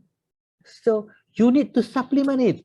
This is the time, because and there's a lot of opportunity there out there in the real life industry. Shortfall of people who see both sides of the coin. A lot only see one side of the coin. Maybe Sharia, maybe the other one is of course the non-Sharia. But how many Sharia position can be filled in? You have only Sharia review and Sharia advisory maybe. But the rest may need a combination of both. Review can't be purely Sharia. You need somebody who understands accounting, somebody who understands what you call risk and so forth. Okay, so this is where the opportunity comes from. Not only from the control function, but also from the management role, from the board of directors. They need to have a diversified background in their composition of directors and whatnot, right? So they need somebody who understand banking and understand Sharia. Certification and training to board management and staff. Some banks make it compulsory for all the frontliners, to sit certain kind of exam with established organization like INSAF and so forth. Right? Another thing that can be done, that some has been done, demerit system for repeated mistake or recurrences. Same person always use the wrong terminology, always make mistake with regard to ACAD sequencing, always make mistake with regard to in their marketing activities and whatnot. So there is a demerit system. It may impact their KPI, at least to have a stern reminder. If you do this again, next one will affect your bonuses. It will affect your promotion. Or in worst case scenario, it may even have a salary cut because of the losses incurred by the bank. Could be. One thing that you need to see, Sharia non-compliant event, if it happen, the bank is transparent. You have to report in your audited account. In your year-end financial reporting, you have to say, during the year, blah, blah, blah, the bank has incurred X amount of income channel to charitable organization in view of Sharia non-compliant activities with regard to computation of ta'wid or whatever. You have to mention that. But at the moment, none is reporting that they have been fined. They have been fined under the IFSA. Sharia non-compliant event, you are not being fined. No. Sharia, you're okay, it affect your rating. Fair enough, it affect your rating. You turn a reminder, but you won't be fined as if you were to breach IFSA, Islamic Financial Services Act. You can be fined up to 25 million ringgit or 8 years imprisonment. So far, alhamdulillah, God bless, God forbid, so no such thing. Nobody goes to jail for under IFSA. But under AMLA, you can see, some people even being put in prison for breach of AMLA. But IFSA, so far, alhamdulillah. But nothing, those banks who have been fined report in the audited account. Nothing. It's not required. Who knows? Maybe sooner or later, the requirement for them to even mention in the audited account that for the year ended blah blah blah, we have been fined by for maybe not 25 million, maybe 1 million, 2 million, 500,000 because of this. As a lesson learned for others to also to check, make sure that they are in compliance to the not only SG Sharia government but as well as IFSA. Checklist, standard template, handbook for frontliners and so forth. So it's good to have, especially from the risk, or even the risk aspect from the Sharia training, risk and so forth, advisory, to come out with standard template for handbook for frontliners for them to see, to make cross reference when people, what is musyarakah mutanakisah, they can just flip through the ebook, whatever. Oh, musyarakah kita is a contract of contract of both rental and equity, or something like that. Some kind of and checklist before I disburse this particular facility. I have to make sure that the asset has been bought first under e-certificate one. Some kind of standard template and so forth. And some bank even do in-house mystery shoppers to branches as a health check, because before the regulator come and do the mystery shopping on the pretext of buying house or on the pretext of opening an account, and they ask you a lot of questions which you could not answer, then the management or your board of directors will receive the stern action stating that the staff is not well versed in terms of Islamic. So the bank itself sometimes do in-house mystery shopper. You can do that by appointing intern student or external party, or even outsource to do some kind of mystery shopper. But you need to guide them. What are the questions to ask? Not to be so obvious, saying that the branch might be suspicious. Hey, this is trying to test our knowledge or what? You have to be on the pretext of quite what you call it, quite a relaxing kind of thing and whatnot. Interesting enough to become a mystery shopper those days. We appoint interns and so forth, to do some mystery shopping. One of the staff did mention the intern was only about maybe 22, 23. You want to buy a house? Or for what is this house? You're asking about house financing.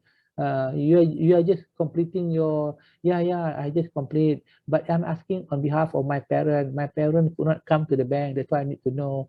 And I study a little bit on Islamic finance, so I need to know what is musyarakah and things like that.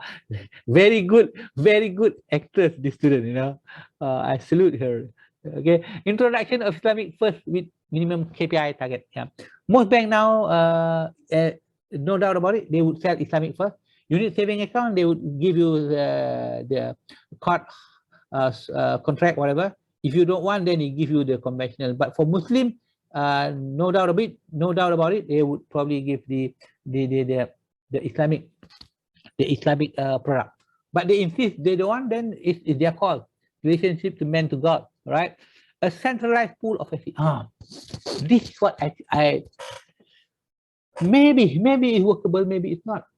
When there is skeptical on the independency of the Sharia committee, because they are under contract, salary being paid by the organization, afraid that now human, why not?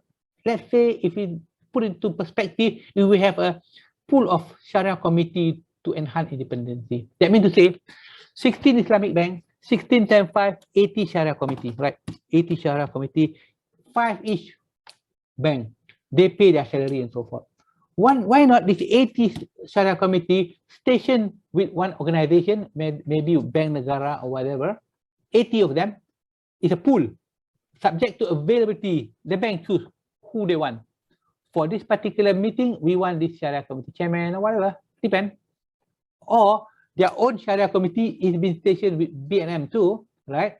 But then again, BNM appointed them, and the salary will be paid by BNM, but BNM will be reimbursed by the respective bank. So if I have 5 Sharia committee, right?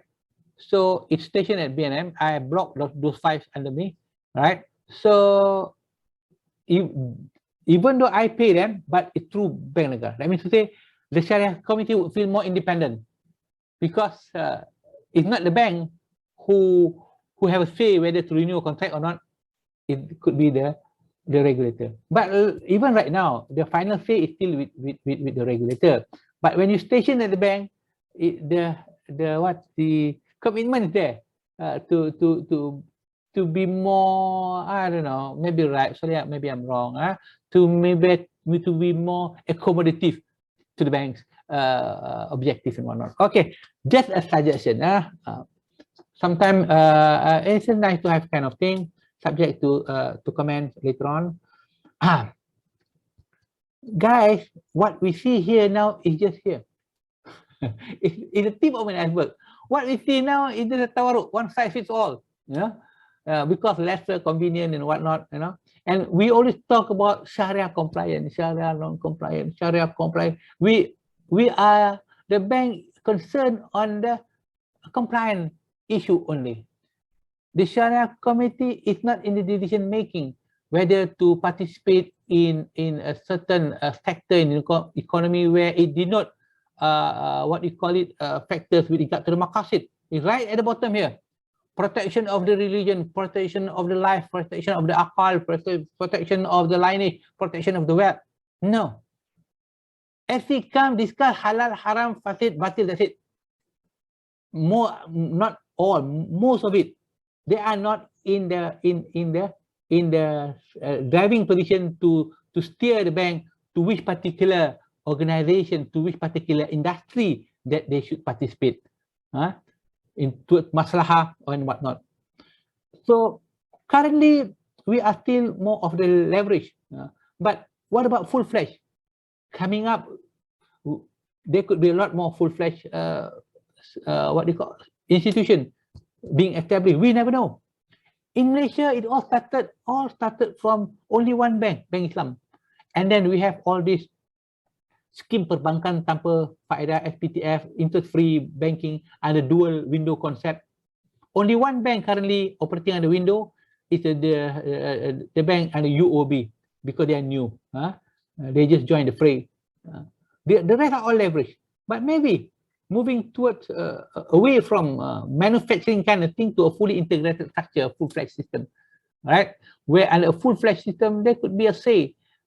Maqasid could be brought up here, and even maslahah, rather than purely checking on the akad batil, fasid and whatnot, right? Either likewise for equity-based product.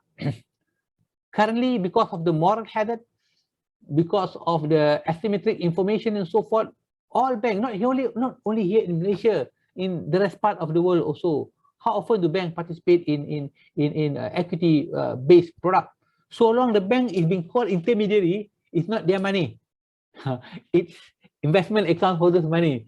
So equity-based product may not really jive well for Islamic banking. That's my personal opinion. Unless the bank set another institution, outsource company, or maybe a bankruptcy remote company to deal with equity-based product. For your mention, a lot of big ticket items like venture financing, aircraft financing, and so forth, infrastructure financing, and so forth, under build, own, and transfer BOT structure and stuff like that. Mostly they go by way of setting up what you call bankruptcy remote control company, whereby the bank's investment as well as asset, whatever, is being ring-fenced with that bank under that bankruptcy remote control company. That could be done for equity base, if the bank could set up a bankruptcy remote control company, whereby anything happen to the shell company or anything happen to the holding company, it won't have any impact on the investment because it's being ring-fenced. Look at this kind of structure moving forward. All right. There you go. Sorry, we have another 10 minutes, but I just go through the way forward here. This is what the way I see it: to strengthen maqasid in segmentation, priority in promoting maqasid at all levels, from corporate strategy, market segmentation, channel. Maqasid should be put it up here in the tawarruk. Now maqasid is very right at the bottom, but with that VBI, you heard about VBI, value-based intermediation. It looks like maqasid is moving upwards already, but then again, may not really work because unless Sharia committee have a voting right in which industry to participate on. But currently, it is not. Okay. Way forward. The other thing I would suggest is to have some kind of a Qard Hasan to be used in the Islamic banking. Something that you can shout about. You know what? Bank have certain CSR portion, 1 million, 2 million per annum. CSR hits your P&L. It's an expenses. 2 million you spend for CSR to get good reputation, image, and whatnot. but it is expenses. Whether you really get the reputation or not, it could be short-lived. But look at CSR, you look at Court Hassan. You provide interest-free loan to B40s, to those who are affected in the flood and whatnot, to those who are contracted COVID-19, family members and whatnot, right? Example, who lost job. You give QSR interest-free loan. Yes, it is interest-free, but it doesn't affect your P&L. It affects your balance sheet. Balance sheet in your financing asset. It's just like good, like any other financing asset. It's still in your balance sheet. But one thing good about CSR, if you put in the right perspective for religious activities and whatnot, let's say for the setting up of a Hafiz Institute, Tahfiz Institute, or for the Muslim maybe Islamic Sharia compliant hospital or Sharia compliant hotel tourism, right? For the construction of masjid and so forth, right? Under Court Hassan, though you don't receive any income, but hey, you get back your principal. Rest assured, it's for Islamic perspective. You need to pay that, right? If you are an Islamic organization, you would give priority in paying your debt, and what more, your debt is non-profit charge. Something that Islamic Bank can shout about. Hey, we are Islamic and we do Court Hassan, but only on selected activity, selected customer, right? And it could be a reputational image too. It could enhance the bank reputation, income for other financing, right? This is part of my. And the other thing could be some kind of strategic alliance, or in some kind of like M&A, MBO, strategic alliance with leaders in fintech, credit card, or merchant and vendor. That already happened with the coming up with this what you call it, the virtual bank.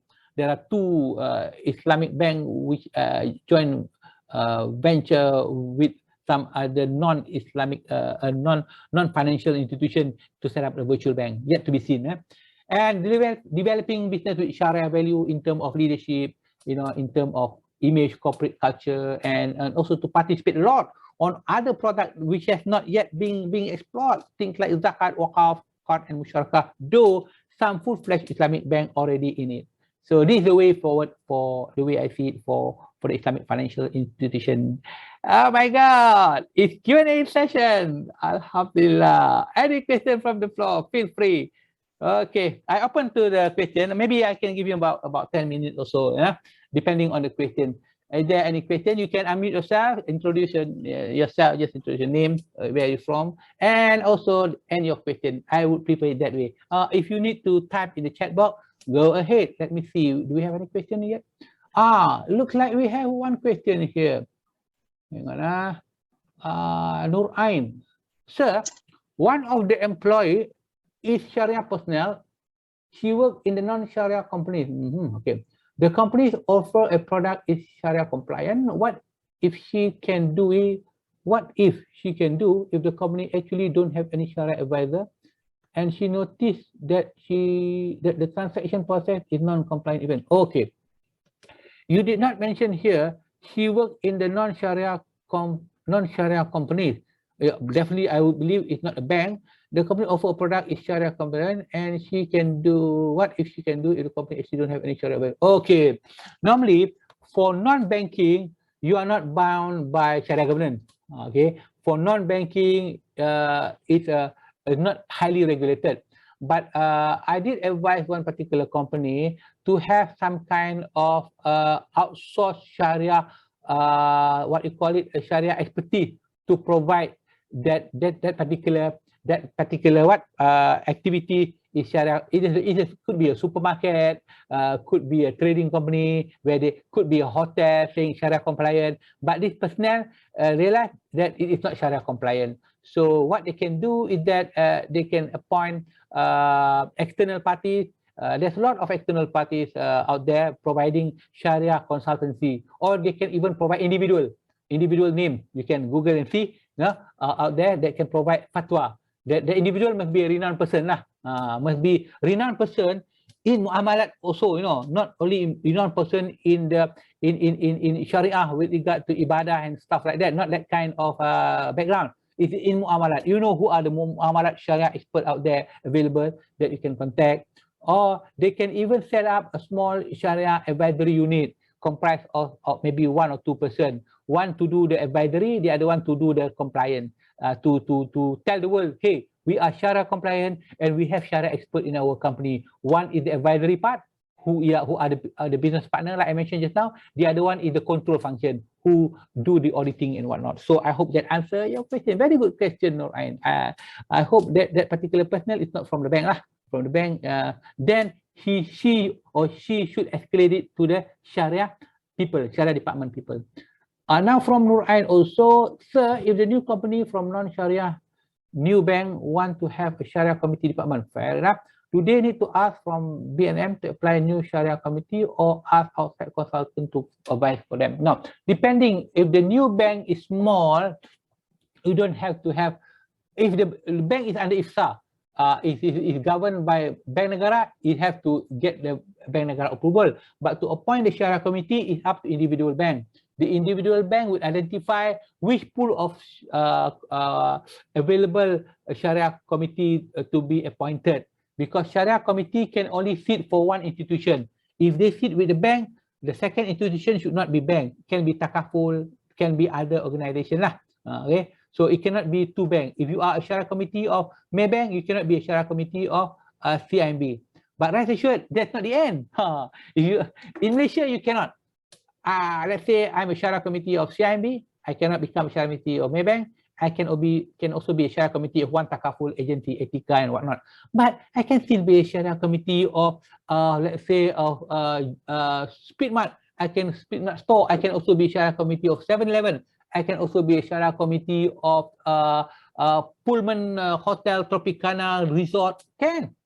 Nothing stop me if they want to have me as a Sharia committee. In the bank also I can, but not in Malaysia. I can be a Sharia committee of one bank in Brunei, maybe 2 or 3 banks in Brunei, 5 banks in Indonesia, 6 banks in MENA country. Because there was a research made that, you know, in reality, there was one Sharia committee who sit for 70 over financial institution or Islamic institution. Just imagine that. So nothing can stop, because if they are a renowned person who can provide such advice. Okay, I hope that answers your question, Norain Muhammad Zaril. Anyone else? It's free session now. It's free flow. Any question? Any thing that I can answer? I'll try to answer my best. Thing if I can't, then I will take it offline. All right. You can probably unmute yourself and ask me the question if any. Let's see.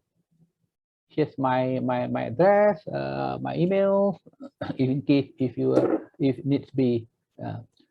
Okay.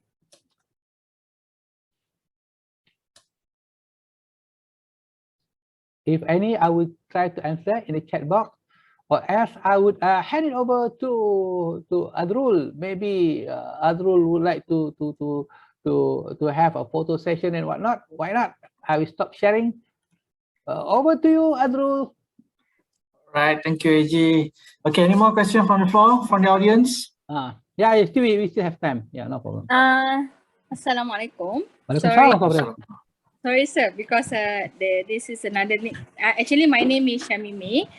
So I'm from the digital bank. Actually, I want to ask you something a bit weird, but it's good for learning process.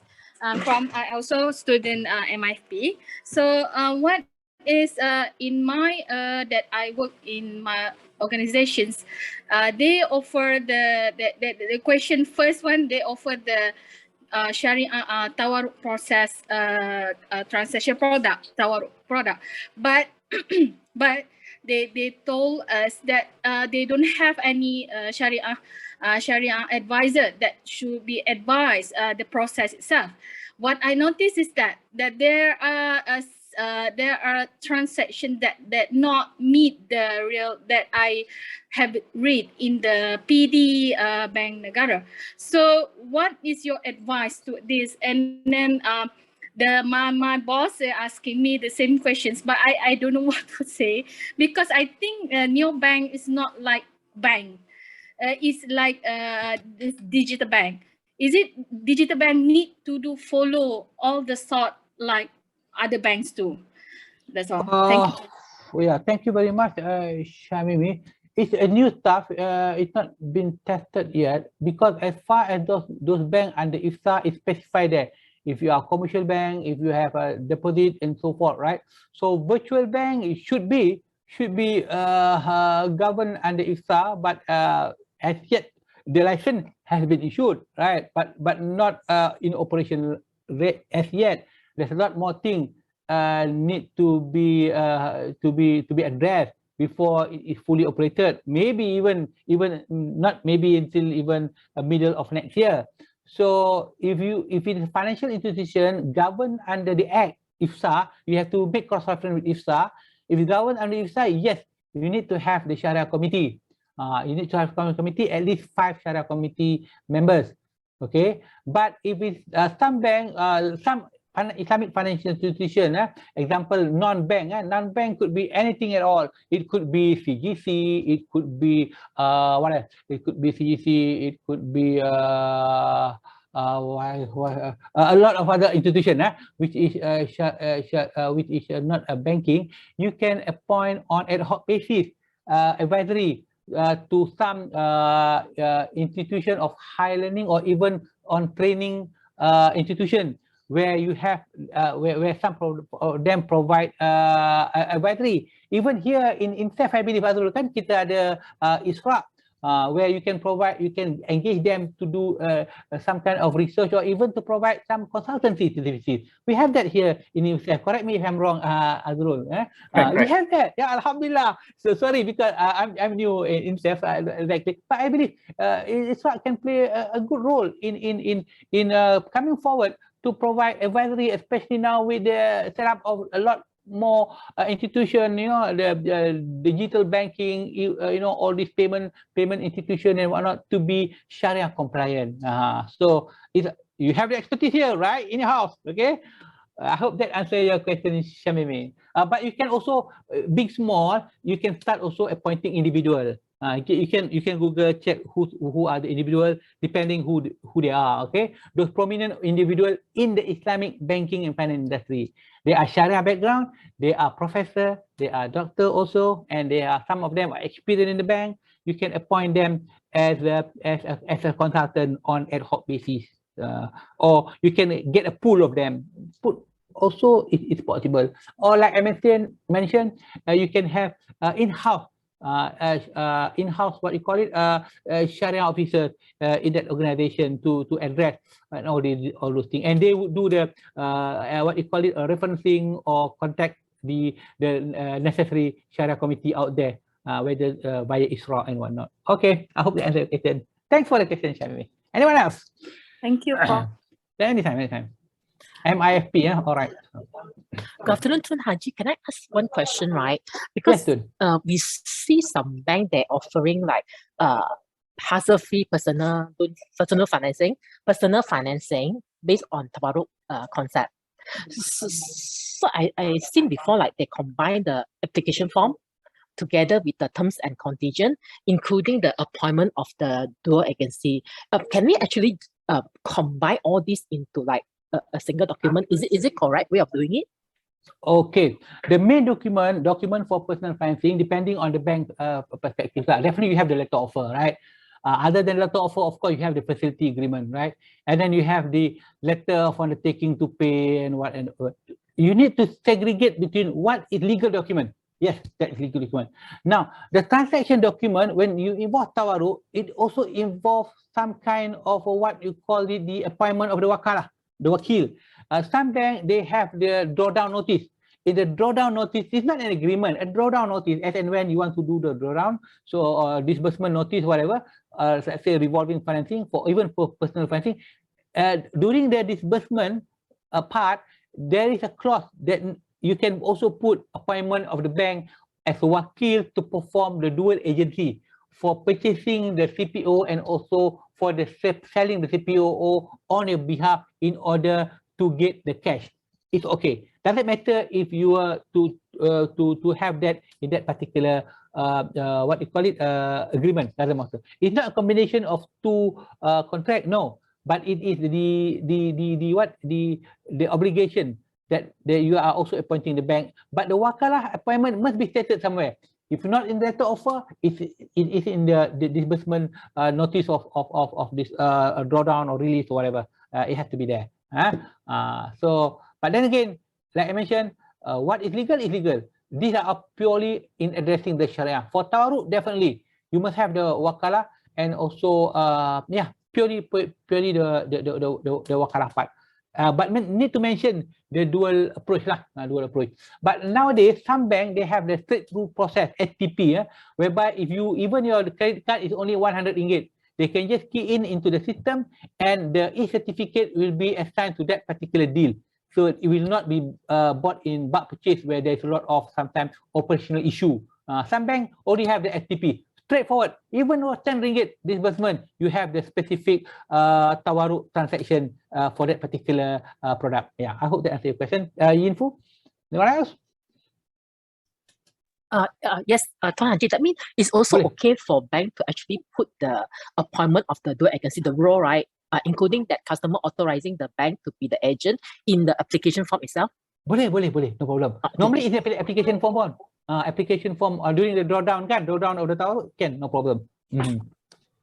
But it must be stated somewhere. It doesn't have to be agreement. Kalau agreement, going to be very expensive to customer. Wakalah agreement, so many agreement, right? But the clause can be embedded in drawdown notice in whatever the government application form, whatever. Yeah. I hope that answers your question, Info. But you need to propose this to your Sharia committee. Go to your Sharia department or Sharia secretariat or whatever. Propose this, show them the process, the structure and whatnot, and let them deliberate it with Sharia committee. Just move forward, and say that, oh, Haji Rahman said, okay, but the process is that whatever anything to do with Sharia, get your Sharia committee through your Sharia secretariat. Okay? Okay, Info. Yeah. Anyone else?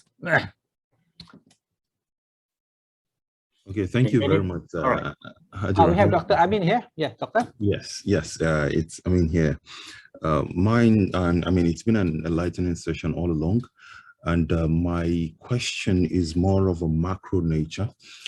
And it has to do with, say, the development of Islamic finance. And, as we all know, Malaysia has been really blessed. And that's why Islamic finance has so far thrived very well as compared to other countries. So Malaysia enjoys a sort of political will, to push Islamic finance forward. But for several other countries, they do not enjoy that. As a matter of fact, it's a very, very rare privilege.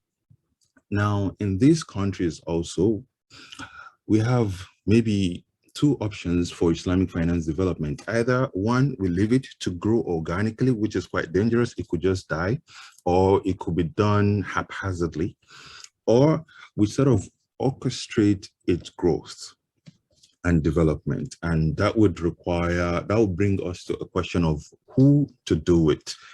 So my question now in this instance is, okay, if we're orchestrating the growth of Islamic finance, perhaps that requires some sort of a group or a think tank or some, cluster of individuals or institutions that has interest in Islamic finance to sort of, plan and help it grow.